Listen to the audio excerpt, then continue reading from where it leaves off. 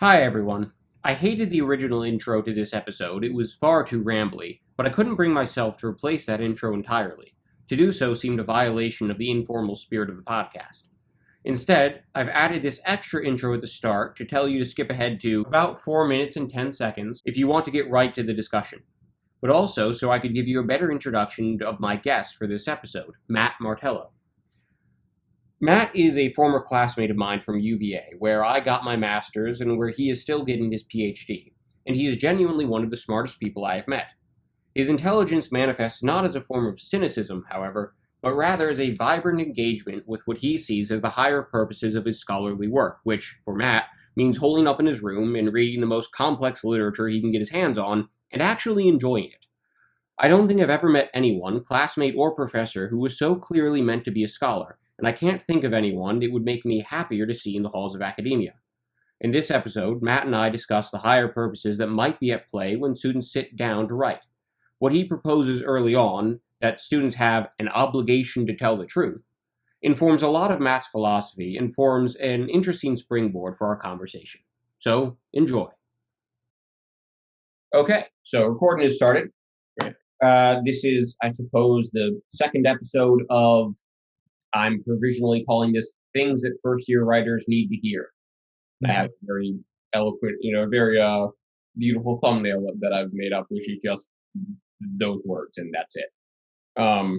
But, so,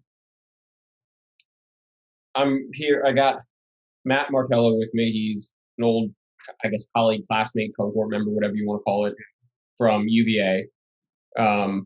I did my master's at UVA. Matt's in third year of your PhD, and I want to talk a little bit about how it's going. Sure. But this is really just a space for me to kind of pick the brains of some people that I've worked with, learned from regarding writing, and maybe in the course of like an hour's conversation, touch on some stuff that, at least to my mind, first year writers would probably benefit from hearing or at least find interesting. And it's the kind of stuff that doesn't really work it into the normal run of the mill syllabus because you're focused on skills and the upcoming assignment. And that's all well and good and important. But I think a lot of, you might call it, the philosophy of writing goes by the wayside. And this is something I want to ask you too, Matt. But one thing that I've found is that there is more students than I would have expected find this sort of conversation about sort of the principles and philosophy of writing to be actually somewhat interesting, and sometimes even epiphanically so. Assuming not using that word correctly, but you know what I mean. And I know that we've had discussions to this effect over the years, and I wanted to record one of them for posterity's sake. So, live, speak up. I don't know about you, but I know that I need to get a microphone for myself. I listened to the one I shot yesterday, and can you hear me all right? I can hear you fine, but I understand that if we're going to have an audience, it'd be better to sound as clear as we possibly can. Yeah. So, I mean, the way I envision this going is a pretty loose conversation, but I did have one or two questions that I wanted to get your thoughts on at one point or another, or if we just find something else to talk about, that's fine too. But the one I really do want to ask you, and it's a broad question, is, hypothetically speaking, let's say you've had an hour to talk to first year students about things they should hear that they might not hear a lot of the time. What would you tell them? Like, what would be that thing you would want to tell all the first years coming into, I guess, let's say UVA regarding writing? Well, I mean, in the first place, the most general injunction that I would give is a straightforward one, and it is that every single piece of writing you do is important and meaningful, and I think I intend that in a non-trivial sense. And the non-triviality comes in the fact that you I think the best way to approach these courses is in terms of your own obligation to tell the truth. Mm. Fane, this is something you and I have talked about before. But I would say that this is a wide-reaching, a wide-ranging obligation that in damn near everything you do, you have an obligation to tell the truth. And your construal of the truth might not be as straightforward as in some cases as in others. Um, for instance, it doesn't mean that you should never write fiction or something like that, right? Yeah. So those are circuitous routes to the truth. But I would say the very first thing I would say is that in any kind of act of expression, any kind of act of communication, you have an obligation to tell the truth to the best and most thorough extent of your abilities. Which means that something like a writing course, it means that everything you do in a writing course, which is effectively training you um, in the practice of expression and in the practice of communication, is an opportunity to hone and insist upon that truth-telling capacity that is if it's not number one, it's in the top three of your obligations to exercise in your daily life. So that's, in some sense, that's perhaps an unusefully abstract injunction. But I think it's an important thing to keep in mind, so as not to waste your time in these classes.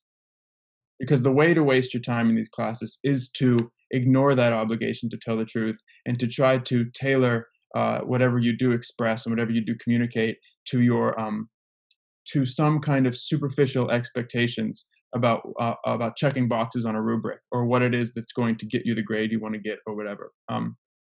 And probably you'll be able to do that and get A's because that's the negotiation that instructors have to manage.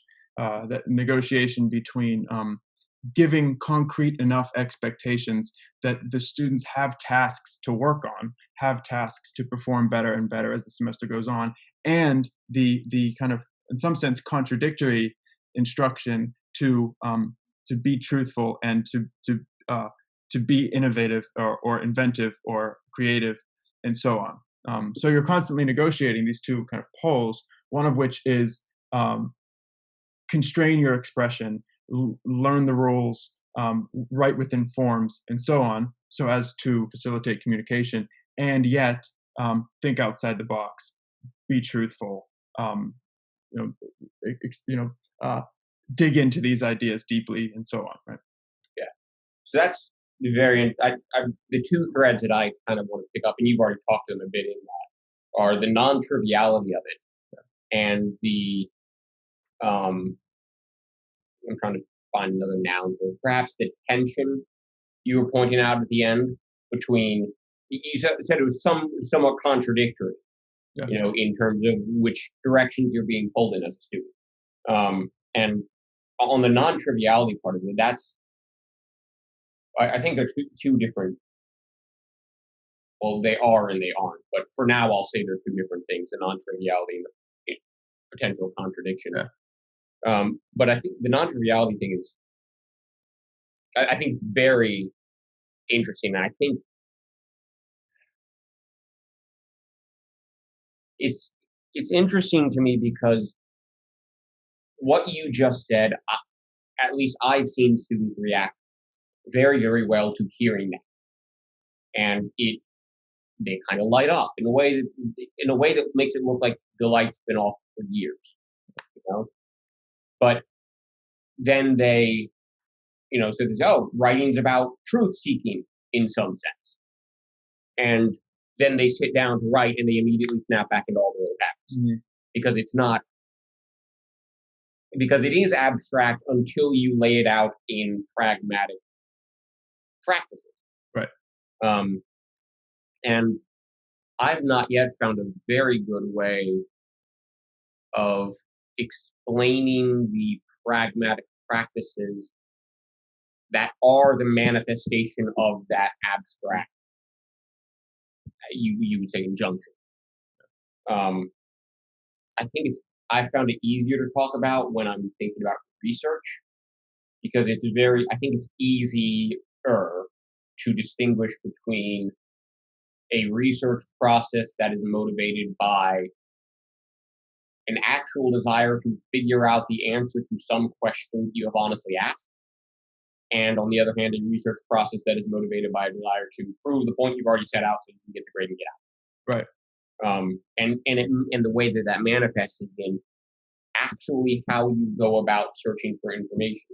It involves the keywords that you type in. Like it will, whichever attitude you bring, it changes the keywords that you type in the search bar. It changes, which is good to know, whether you go to the physical library or not, because the physical library is laid out to introduce you to the information that you didn't know you needed. So if you're only searching for the information that you know you need, you're kind of operating in that latter mindset of getting the grade and getting out. Yeah. So that's one way that I've found to try to point out that it's non-trivial, because it actually it manifests in the actual practices that you do, but I haven't found a better way to show that non-triviality beyond that, and I don't think I've even done a very good job with that I think maybe one way to conceptualize it is by underscoring the fact that we have difficulties expressing ourselves. So if you think about, I mean, there's sort of two steps to this. Really, there are kind of three steps. So if you think about writing and habitual writing assignments as a kind of an attempt to cultivate a sort of feedback loop with the world, right? So there's sort of three steps to that. The first step is input. It's intake of data, and that data might be intellectual, emotional, sensory, whatever. Right? There's some kind of data set that constitutes the world as you encounter it at any given moment or in any given way. And the first stage is that sort of input of that data.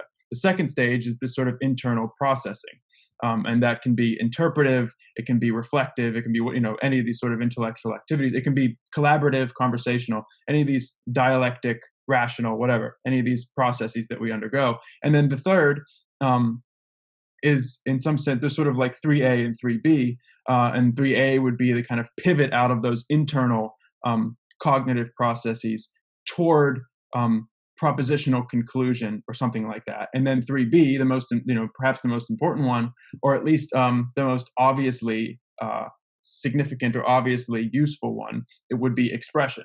So there's this kind of 3 or 4 step process from input, from the intake of data to the expression of some conclusion about that set of data. And the fact is that we often have trouble getting from 2, where we might be very confident in some kind of intuited truth about our data set. We have trouble getting from that stage to 3 or 3B, namely the expression of that intuited conclusion about that data set. And the fact is that we have those difficulties. That's often the most difficult part.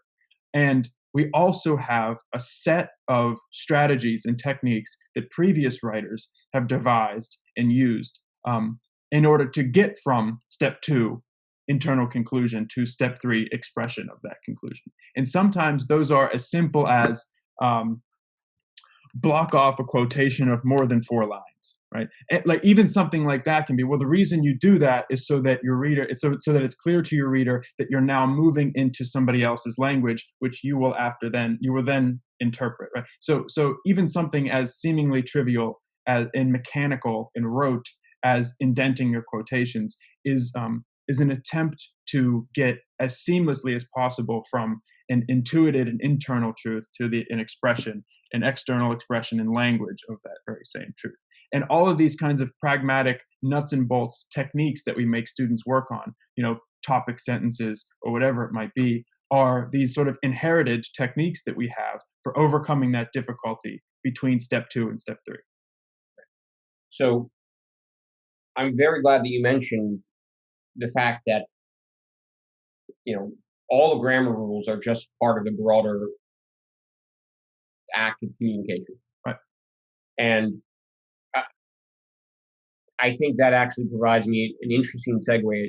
Here's what I would say off that is, it seems to me that what you just said is right.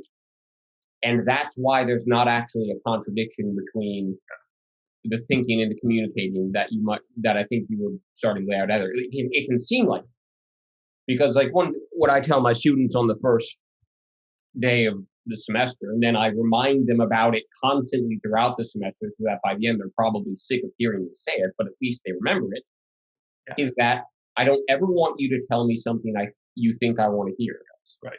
I want you to tell, because what I want to hear is what you actually think, right? And that's a freeing thing. But then inevitably, but then I have to actually grade them on the things that they say, Yeah. and it's like, well, what's going on? It's like, well, what's going on is that either I want you to push your thoughts further because you can, and that's your job, or you are not expressing your thoughts clearly.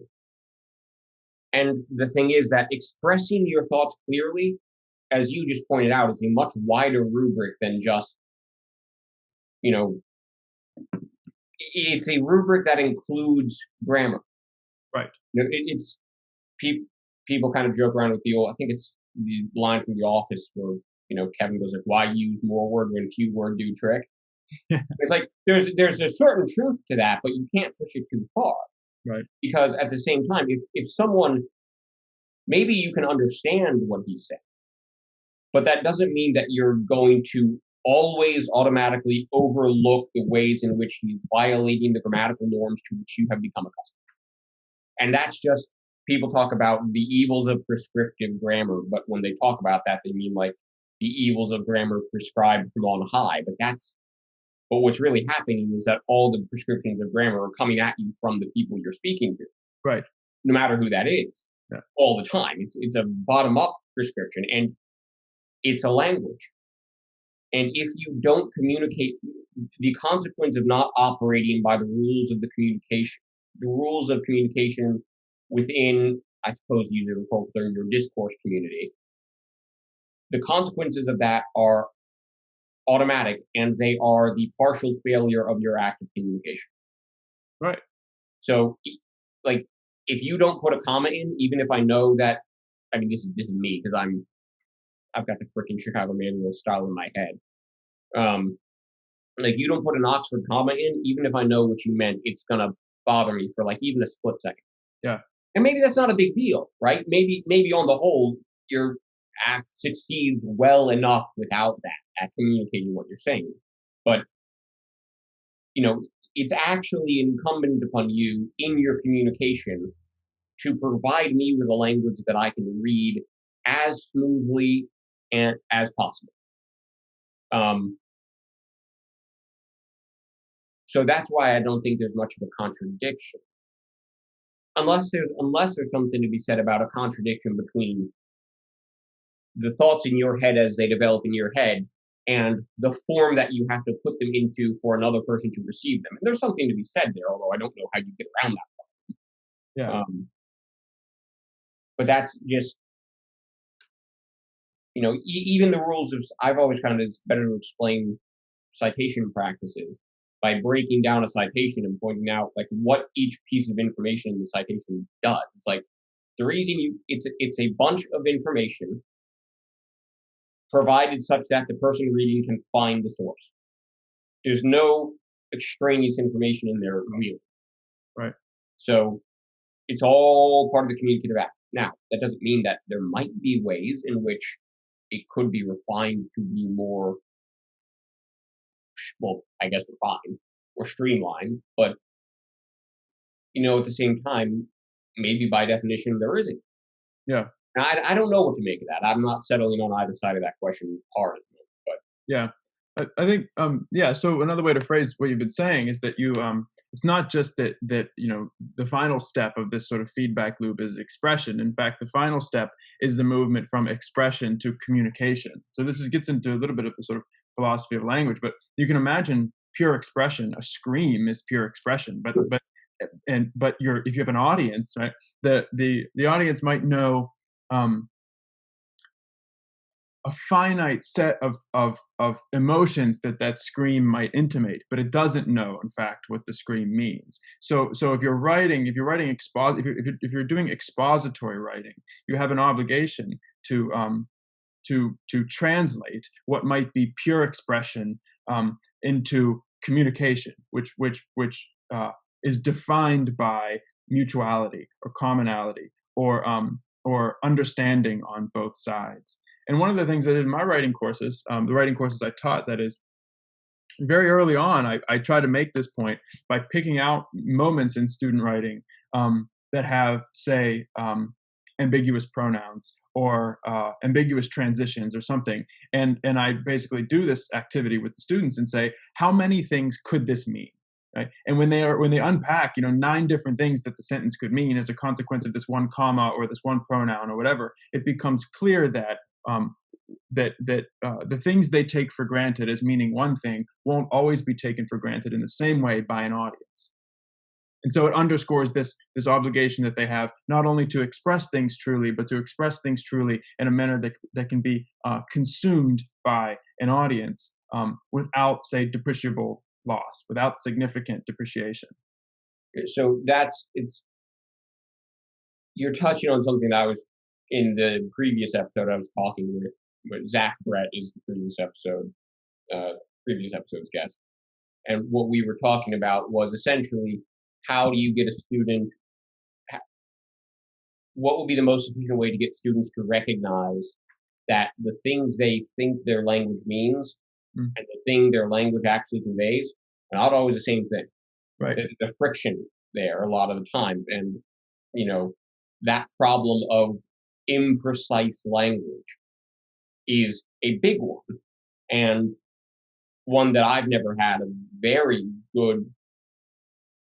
I don't know that I've ever tried to solve that problem directly at the language level, but what you lay out is, I think, probably a good thing. I mean, any student listening to this, you could try this with your own writing, frankly, Yeah. or get a friend and trade papers. And when you find a thing that you don't know where you don't know what the other person's saying, like point it out and and do this thing that Matt you suggested, which is to see how many meanings you can fit into that. Right. Because it's a lot. I guarantee you, it's probably more than you expect.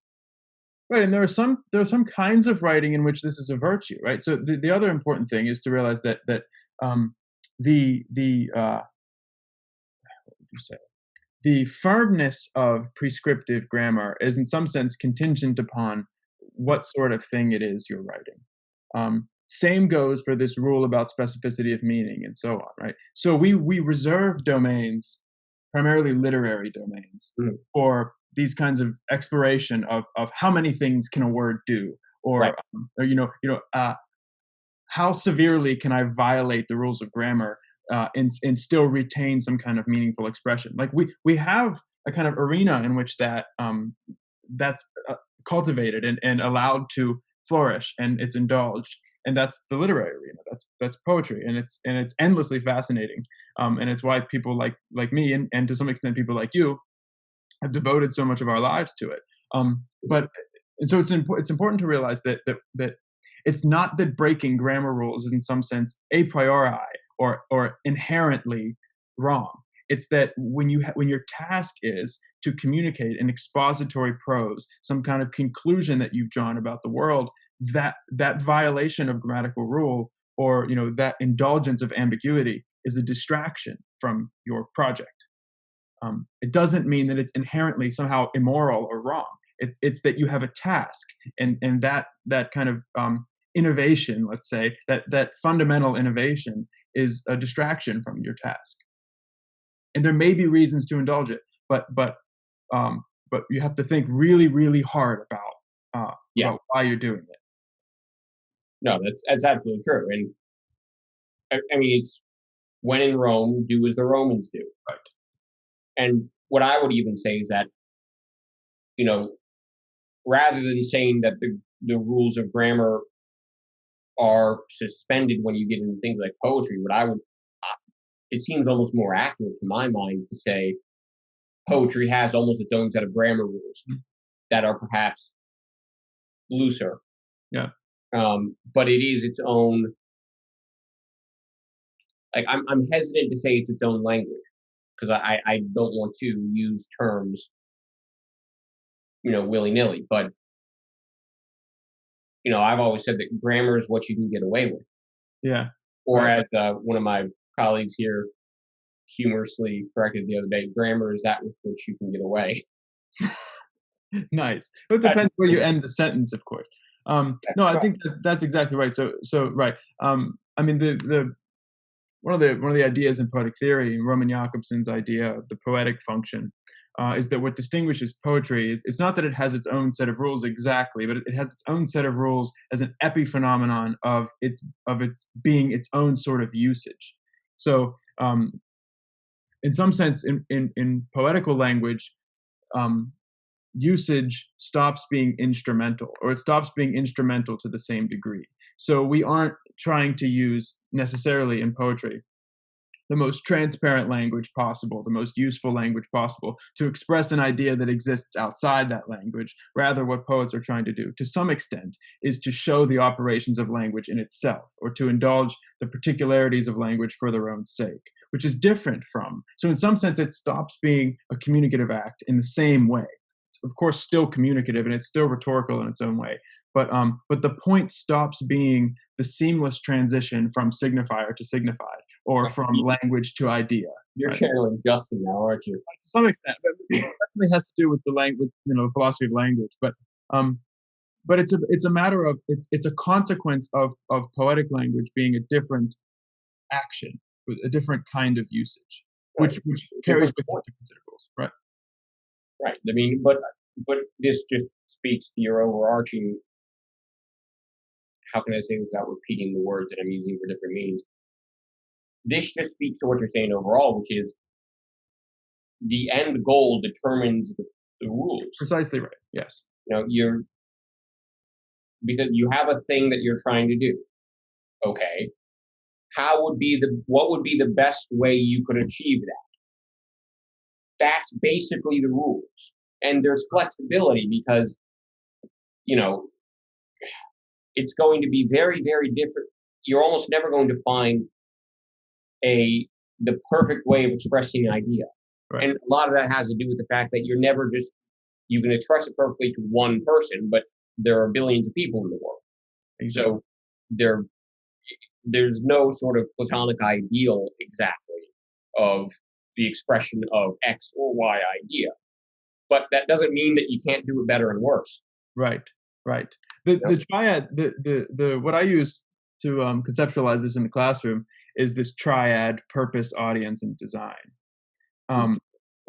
Design, which would be your linguistic execution, right, of the purpose. So and the points I make about this is number one, that you might start from any of these three points in the triad, and number two, that each of the points in the triad is pragmatic first and foremost. So like you're saying, when ideally you would be communicating your idea to the entire world, but we understand that that's impossible. And so what you do when you sit down to any given piece of writing is you constrain your audience. I say, okay, well, I'm writing to other literary scholars, or you say, I'm writing to the audience of the New York Times, whatever it might be.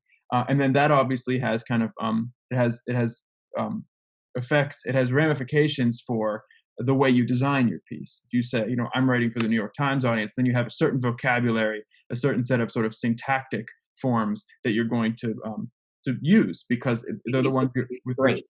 What? It immediately puts constraints. Right. Right. In the same way that what you can achieve in language is going to constrain what you can possibly intend. So pragmatically speaking. So in other words, your design, the possibilities for your design is going to have ramifications for what it is, for your purpose, for what it is you intend or seek to do. In the same way that what you intend or seek to do is obviously going to constrain your audience. If I'm writing about William Blake, then probably, my physician is not going to care. And if I'm intending to write about William Blake, then I'm not going to do it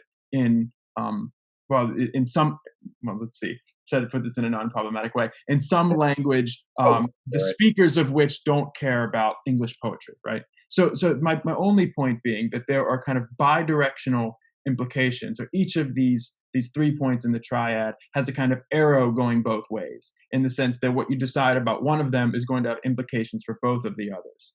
And in that way, you might start from any of them, right? You might say, well, I have I have this certain thing I want to say, right? So that would be a kind of that would be a purpose. And you say, how will I do it and for whom? Or I have this certain audience I want to speak to.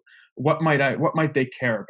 I'm tasked with speaking to an audience of first year writers. What is it that they're going to care about? So then I design my purpose, and then I think of my purpose, and then I have to design an execution, right? So that's the sort of triad that I use, or the sort of tripartite model that I use to get students thinking about the intention determining the execution determining the audience, and so on. And yeah, I'm glad you, because my next question was going to be, so like how do we make that? I mean, how do you make that useful to first year writers? And I immediately want to backpedal that a bit because I don't want to underestimate, the typical first year writer insofar as that's a thing that exists. I don't want to underestimate the typical first year writer's ability to understand and perhaps even put an action to what you just said. But it's kind of I think that I am very good at thinking about this stuff in the abstract. Like I think I can make you a case that says the basic action of what you're doing in an essay is fundamentally tied into the nature of the universe. Yeah. And I mean that without exaggeration. And I can make that case, and then a first year student will look at me and say, great, but like, what the frick do I do? Yeah. And it's not that's not a trivial question or a meaningless question, because as much as I would tell my more rhetorically minded colleagues here at Indiana University that nothing in the particular moment has meaning except by reference to some universal abstract or truth. Similarly, you do have to find the way in which the abstract truth manifests, like we were talking about earlier, in the particular moment, for that to be a useful thing to think about. So I don't know. I'm not sure what to quite make of that. I don't know if you have anything else you want to say on that one. I do have one or two. I do have one question I do want to ask at some point, but well, I would just say that it's important to realize as a writer that you're already working within this triad, right? It's my point with it is that this is already the way that communication works. In other words, without realizing it, anytime you send a tweet out, you have your followers in mind, or you have particular followers in mind, and your knowledge of who your followers are determines what it is you decide to tweet. In the same way that how you tweet it is determined by what you decided to do. So like, I guess the thing that I try to do is to get students to realize that internalizing this triad and thinking in terms of it is not it's not an imposition of some foreign structure upon their thought. Rather, it's in some ways a kind of opening up of the structures that are already working in their minds when they're communicating in any way. And sometimes it does take, to get them to realize it, it does take the imposition of some kind of artificial structure. So you do have to say, as you and I have both done in the classroom, I know, okay, write this for your mother, or like write this for Ed Sheeran, or like write this for LeBron James, some kind of artificial audience, because it does get them to think, to realize where what they were saying wasn't in fact tailored to LeBron James, and then they have to change it so that it is. So the important thing is to realize that this is already going on, and the task is not to impose it upon your own thought, but to open up how it's already going. Okay, so you just brought up, and you just brought that back home in a way that I should have known, probably. Because, as you pointed out, we both run exercises like this in our class, which is, and the point you're making, the way I would put it to my students is, all this stuff already happens under the hood. Right. It is you're already doing it, and, I mean, one thing I saw, I'm sure I spouted off about this at some point to you, or at least made you listen to it. the one essay assignment that I really like to run with my students is to get them to take something that we've read, just like a short portion of it, and then rewrite that Right. thing for a new audience in a new context, and then to write like 1,000 words explaining why they made the changes that they did. And the thing that I try to point out to them at the time is like, look, you're going half of this exercise is really about going back and figuring out why you made the changes Right. that you Right. actually made, as Right. opposed to planning them out from the start and then executing.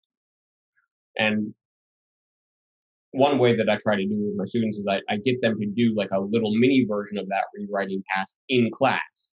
And then I have them trade it with the partner. When the partner looks at it and says, here's what I think this person was doing and why.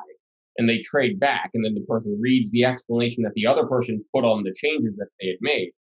And sometimes it's not by any means like 100% success rate. It's like really 50% success rate. It's not great, but what sometimes students will notice is like, gee, I hadn't even thought about the fact that I was doing this, but I think the person is right that I was in fact doing this and just had not realized it. Right. Right. Um, Yeah. And I do a version of that where I take a short passage from a reading that we've done that week. The my last class, it was this paragraph in Annie Dillard's book Pilgrim at Tinker Creek, and that book is full of Annie Dillard's in the Blue Ridge Valley, and she's in the Shenandoah Valley, and she's living in this little cabin, and every day is full. She just walks out into the woods, and she just experiences absolute sort of ecstasy in nature. It's very kind of Wordsworthian moments where she sounds just goes interesting. out. She go, but it's Wordsworth, but with a much more detailed descriptive faculty. So she goes out and meets nature and just reports on her own sort of enrapturement in it. And there's one passage where she's trying to make sense of this experience, this intuition of intense meaning that she feels in the natural world, and she basically sets up these two options. Like either we're just sort of we're just numbers in the code, right? We're just sort of we're consequences of monkeys at typewriters up in the firmament, Hmm. or we do contain within us some kind of spark of the divine, as the romantic poets would have said, right? And she's trying to make sense of this experience of meaning in terms of both of these things. And then so we take this passage and I write up a bunch of artificial audiences, the Pope, for instance, or Christopher Hitchens, famous atheist, right? Like all these audiences who have strong positions on this question of how it is we intuit meaning. And I pass them out at random and I say, okay, rewrite these 3 sentences for that audience. And so then we have conversations together about what that audience believes, what kind of language they would be receptive to, how you might meet them halfway, and yet get them to see the problem anyway, and so on, right? How you might get the Pope to see that that we might not be sure about having this divine spark in us, or how you might get Christopher Hitchens to see that even his rationality has a kind of has a limit, and there's beyond which we don't understand. So it's about meeting the audience halfway, and you do it in artificial ways in order to get them to realize that they've been doing it all along. Yeah. God, I could talk forever about this one. Yeah. Um, yeah, I'm gonna make a hard decision to go to the next question. Sure, that's fine. um, but yeah, no, that's I think I agree with all of that. As far as I can tell. So let me see. What do I? So I guess one of my questions was going to be, why do we ask students to write so many essays and other things? But I think we've kind of already talked that through from a few different angles. So here's another one I wanted to ask you particularly. What do you think is the most meaningful writing assignment you've ever been given, and consequently why? As a student, right? Yeah,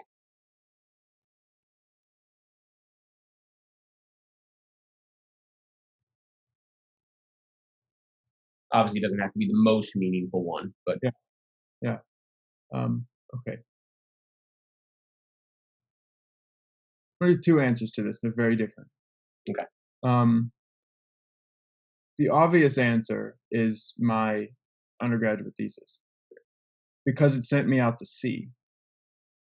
And I had nothing but the stacks at Thompson Library at Ohio State, and a question. I do want to interject real quick just for the audience. It's worth noting that Matt wrote, how long was that thing? Because I don't think you'll mention this unless I prompt you. 140 pages or something like that. Yeah, it was one of the most impressive undergraduate theses I've ever seen. So just, I think you won't say that, but I will. But I think that's just important to note for the context. So sorry. I appreciate that. So that was the most challenging and the most rewarding, in some sense, because it wasn't an assignment, or it was, let's see, it was an assignment that I gave myself or something like that. I was completely at sea. I was at sea with the license of a very distinguished scholar and theorist in the area, and with his encouragement. But I was at sea in the summer of 2017. And it really felt that way. I spent May and part of June in London that year, and I came back, and that was relevant to my thesis, but it wasn't part of the research. And I came back and I got to Columbus and I was like, okay, so now what I do is I write my thesis. And I was completely at sea for 3 months in the stacks at Thompson Library with nothing but a question. And as you say, the library is designed so that you find the information you didn't know you needed, and so on. And so for 3 months, I basically just sort of floated around, and I amassed pages and pages and pages and pages of notes. And for a long time, you feel nothing but the fact that you're at sea, and your notes make you feel that even more intensely, because it's taken no linear, coherent form. You're just surrounded by books and papers, and your question hasn't been answered, or your question's been answered in 1,000 different ways, which is even worse. And you have nothing, and then, in some sense, very gradually and yet all at once, you have something, and you've answered your own question, and you've made sense of this sea of material.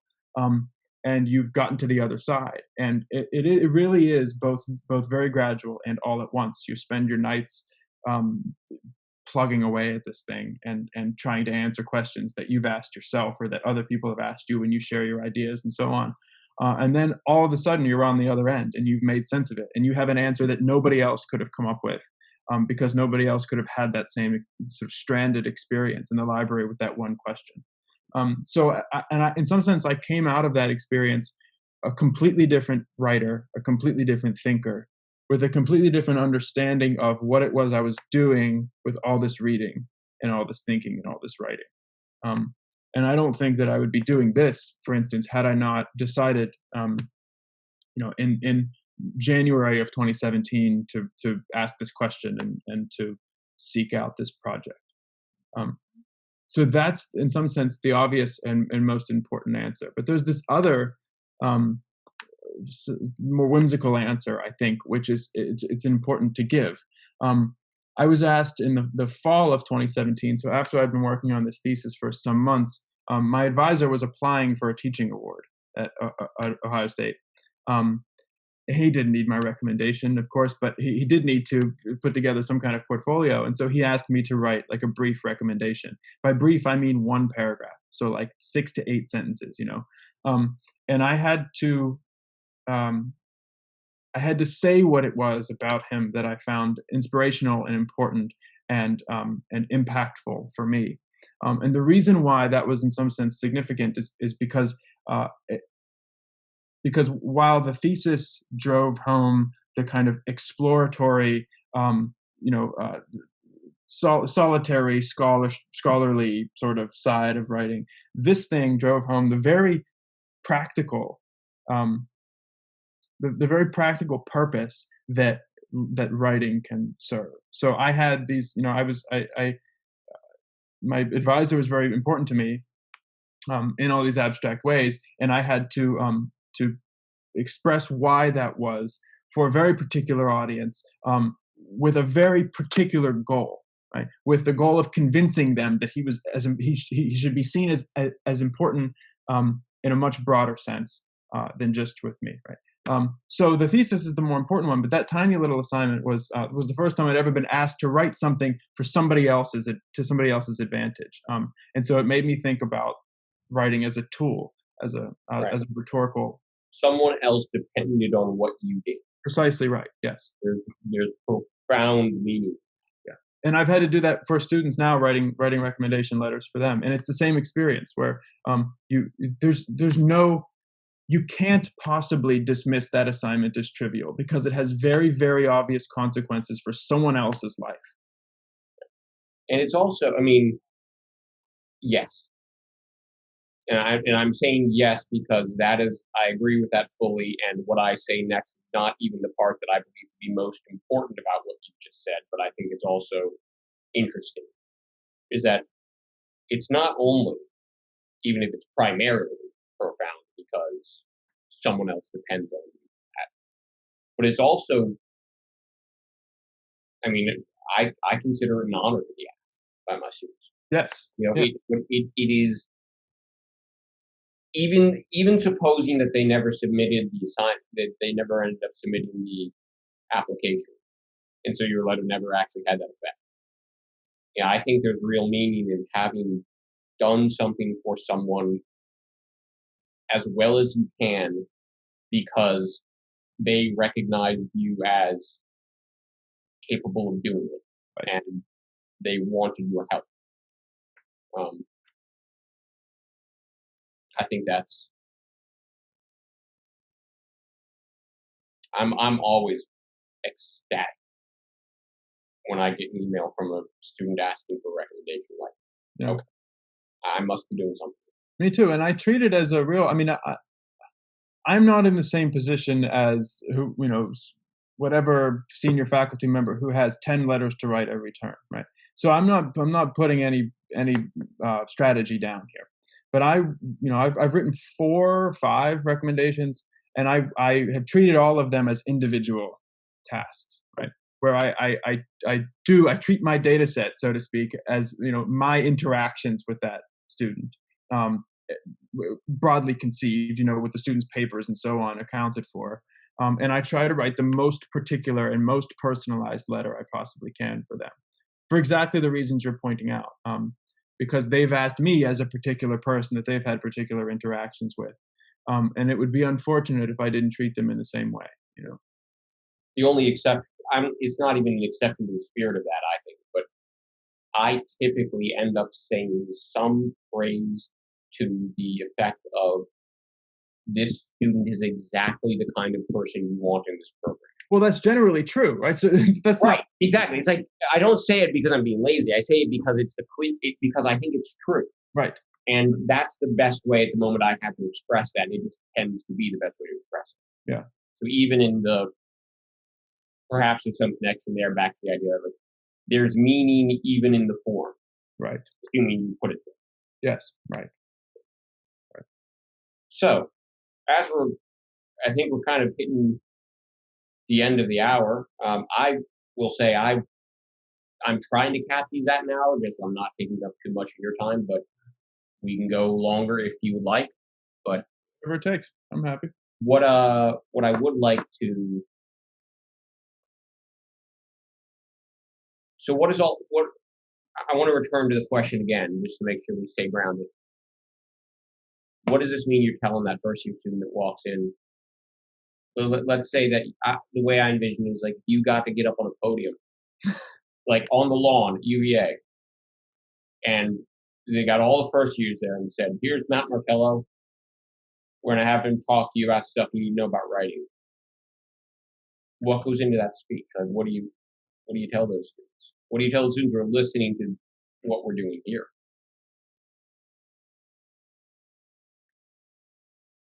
I mean, if the answer is just like everything you've already said, then there you go. Well, it is, but I mean, I would say, if I wanted to open this speech on the lawn at UVA with a sort of a hook, which is a thing that I task my writing students with doing just as an exercise, right? I would tell them that they're all writers, and that fact is unavoidable, and it's fortunate, right? That if they think that they're not, if they think that they're not being tasked with the sort of thing that writing tasks them with every single day in every single one of their interactions, then they haven't thought deeply enough about what it is that constitutes written expression. I would say that when they enter their writing courses, all they're doing is entering an environment in which the essence of all of their interactions in the social world has been distilled into a very concrete task. But anything they learn in a writing classroom is in some sense the foundation of their interactions with the social and the professional world. There's no professional circumstance in which understanding how to tailor your language to an audience isn't useful. Absolutely none. You're going to talk about a cancer. If you're a doctor, you're going to talk about a cancer diagnosis much differently with the family of the patient than with the specialist that you've called in, right? Even if it might be the very same, and still different with the nurse who's tasked with taking care of the patient every day, and so on. Even if it's the same information motivating the communication in every setting, you're going to be expressing it very, very differently. And you could go on down the line in every single walk of life, every single act, a meaningful act in the social world, and understanding these very fundamental things that writing trains you to do will be beneficial to you. So I would try to make the case, and I do try to make this case as frequently and as many different ways as I can, and in as many different ways as I can. It's that these are basic, fundamental, unavoidable skills, and you wouldn't have it any other way, So yeah, however I could make that point, I would try to make it, and then and the non-triviality of the whole thing and all that stuff follows on this point, that this makes a real difference. Yeah. That seems to me like as good a place to end it as any, if I'm being honest. I'm not sure that I can ask for much more. So I'm going to end this here. But Matt, I got to say thank you. I really appreciate you coming in, or as it were, over Zoom. Yeah. But yeah, we'll see how these things continue to go. Maybe we can get you back on here or something. That'd be fun. Thanks for having me. Okay. Yep. You've just finished an episode of Things that First-Year Writers Need to Hear. If you enjoyed it, consider subscribing. It'd help this reach more people. And check out another episode if you want, or maybe something a bit shorter if you'd prefer.